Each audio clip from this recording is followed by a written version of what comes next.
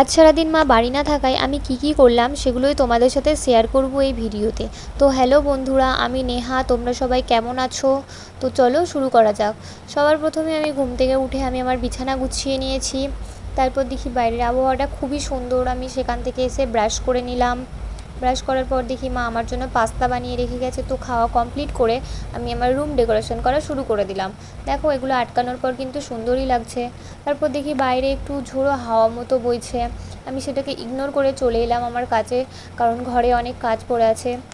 আর যেহেতু মা আর দিদি একটু বেরিয়েছে, ওদের ফিরতে রাত হবে, তো তারই মাঝে আমি আমার কাজগুলো কমপ্লিট করে নিলাম।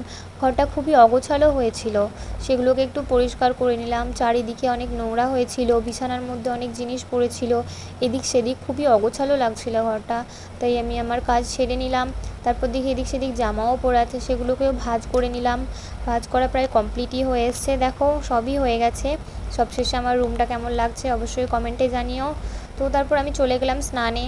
স্নান সেরে এসে আমি আমার জন্য একটা ফেস প্যাক বানিয়ে নিলাম, কারণ সব কিছুর পাশে স্কিন কেয়ারও একটু প্রয়োজন, তাই না? তারপর আমার অনেক খিদে পেয়েছিল, মা না থাকায় আমি বিস্কুটই খেয়ে নিলাম, কারণ আজকে রান্না করতে পারিনি।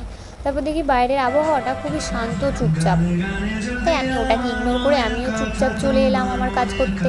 আমিও এসে একটা মুভি দেখতে বসে গেলাম।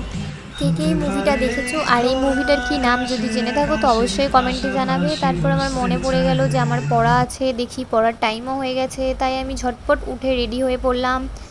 সব কিছু নিয়ে দেখো আমি পুরো এখন রেডি, কিন্তু বেরোনোর আগে এই যে শুরু হয়ে গেল বৃষ্টি, তাই আমার পড়তে যাওয়ার আর কোনো ইচ্ছেই রইলো না। এরকম বৃষ্টিতে কি কারোর পড়তে যেতে ভালো লাগে বলো তো?